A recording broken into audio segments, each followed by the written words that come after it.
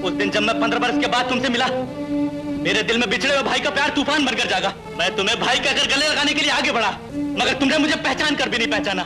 मैं तो तुम्हारा अकेला भाई हूँ। क्या अकेले भाई से इसी तरह का प्यार जताया जाता है कि हम एक ही बाप के दो बेटे हैं? भगवान ने तुम्हें माँ बाप का प्यार दिया, तालीम दी, इज्जत दी, मगर तुम उस तालीम और दौलत को पाकर एक शैतान बन गए। जब किसी का अपना खून अपने ही खून पर वार करता है, उसका नतीजा मौत होता है। दोस्तों, आज हम किशोरदा के किसी गाने के बारे में चर्चा नहीं करेंगे, बल्कि एक ऐसे टॉपिक पर बात करेंगे जो हमारे आपके दिल के बेहद करीब है। आज की बात बहुत ही दिलचस्प है। नेपोटिज्म यानी परिवारवाद। जी हाँ, वही नेपोटिज्म जिसके बारे में आजकल हर कोई चर्चा कर रहा है। लोग इसे गाली समझते हैं, नफरत करते हैं, और सच कहूँ तो मैं भी नेपोटिज्म नाम की चीज़ से बहुत नफरत करता हूँ। लेकिन एक बार नेपोटिज्म की वजह से फिल्म इंडस्ट्री को और हम सब को बहुत फ़ायदा हुआ है।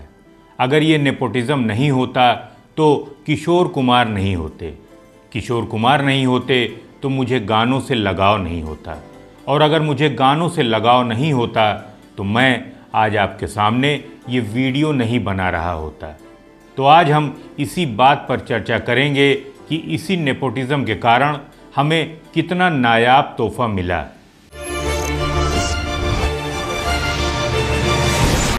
नमस्कार, मैं हूं आपका होस्ट और दोस्त संतोष, और आप देख रहे हैं मूवी म्यूजिक मी, जहां हर गाना एक एहसास है और हर एहसास एक कहानी।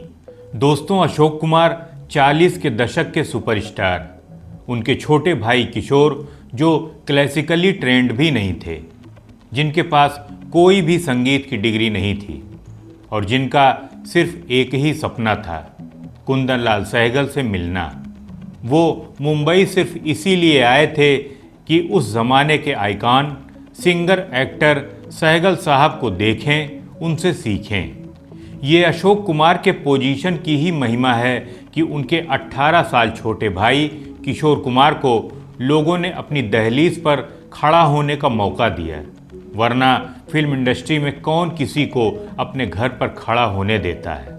ये दादा मुनि की पोजीशन की ही महिमा है कि किशोर कुमार को इंडस्ट्री में आने का मौका मिला, क्योंकि एक तो वो मनमौजी थे और अपनी मर्जी के मालिक थे, दूसरा उन्हें संगीत की कोई तालीम हासिल नहीं थी, वो क्लासिकली ट्रेंड नहीं थे, लोग उनसे मिलते भी ना अगर वो the great superstar Ashok Kumar के भाई न होते।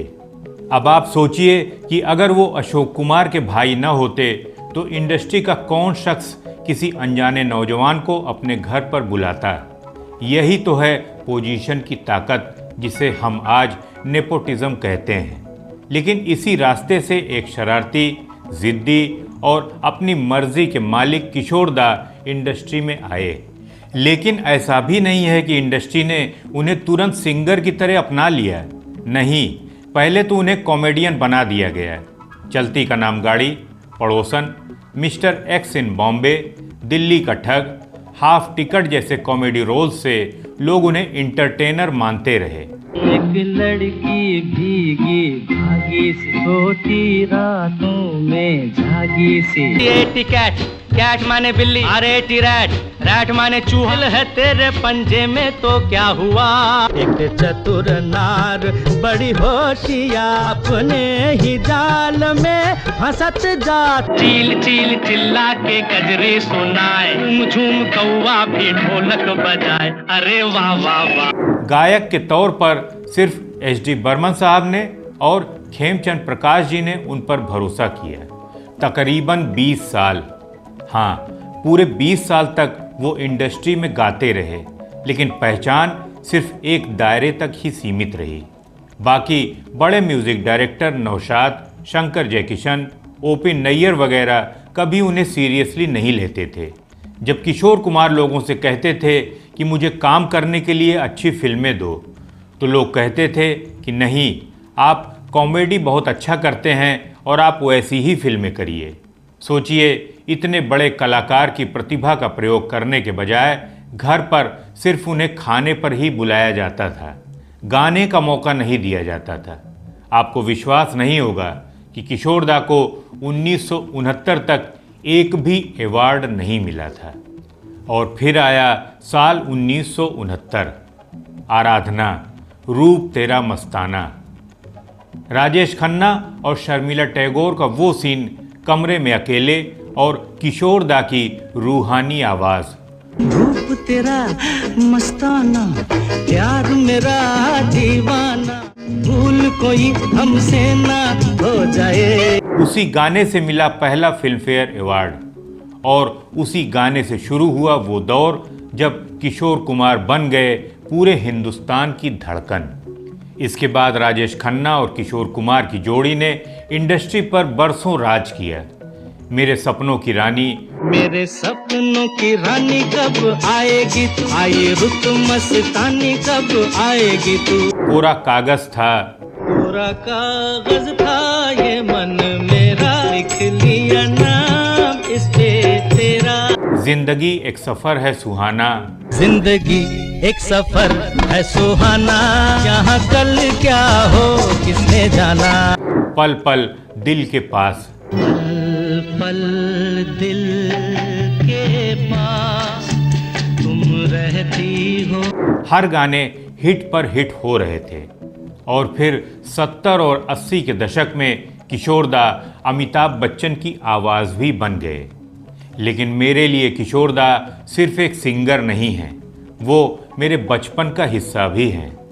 आपको विश्वास नहीं होगा कि जब मेरी उम्र 5 या 6 साल की ही रही होगी तो मेरे घर में एक बड़ा सा बिजली से चलने वाला रेडियो हुआ करता था, जिसमें जब भी किशोर दा के गाने बजते थे तो मैं उन गानों की सिर्फ म्यूज़िक सुनकर ही आने वाले गाने के बारे में बता दिया करता था। बाद में हमारे घर में पैनासोनिक का एक कैसेट प्लेयर भी आया। उस समय कैसेट की दुकानों पर चुनिंदा गानों की रिकॉर्डिंग भी की जाती थी, तो मैं उन कैसेट्स में सिर्फ किशोर दा के गानों की डबिंग करके उन्हें दिन भर सुनता रहता था। उस समय खिलते हैं गुल यहाँ, खिलते हैं गुल यहाँ, खिल के बिखरने को। तेरा मुझसे है पहले का नाता कोई, तेरा मुझसे है पहले का नाता कोई, ही नहीं दिल भाता कोई। छू कर मेरे मन को, छू कर मेरे मन को किया तूने क्या इशारा। ये सारे गाने सुना करता था। बाद में उनके पुराने गानों को भी जब सुनना शुरू किया तो और भी ज़्यादा मज़ा आने लगा। गाना बजता, हम तो मोहब्बत करेगा, दुनिया से नहीं डरेगा। हम तो मोहब्बत करेगा, दुनिया से नहीं डरेगा, चाहे ये जमाना कहे हमको दीवाना। अजी मैं बार बार उसे रिवाइंड करके सुनता। माँ डरती रहती थी कि कहीं मैं किशोर दा के चक्कर में कैसेट प्लेयर ही न तोड़ डालूं।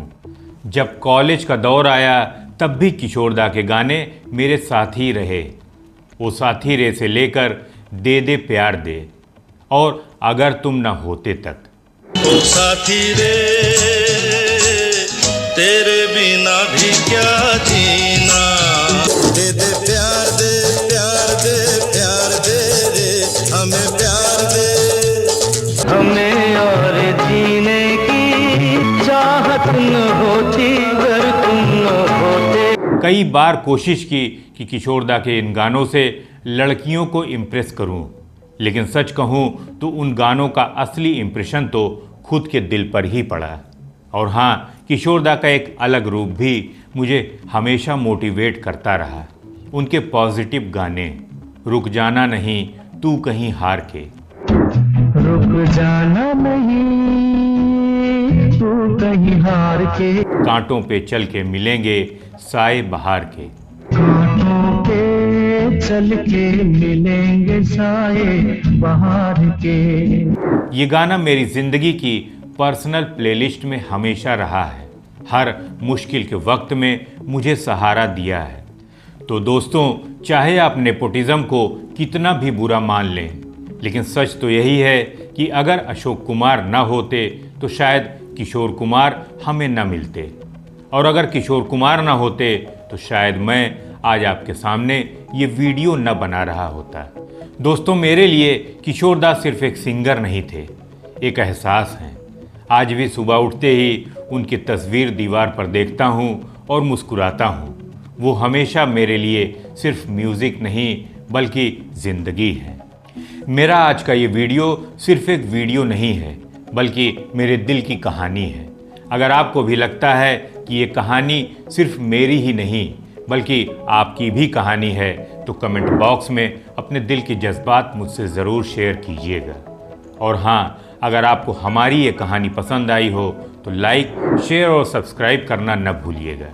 मैं फिर मिलूँगा आपसे एक और सुरमई दास्तान के साथ। तब तक के लिए आप अपना ख्याल रखिए, संगीत से प्यार करते रहिए और मूवी म्यूज़िक मी देखते रहिए। नमस्कार।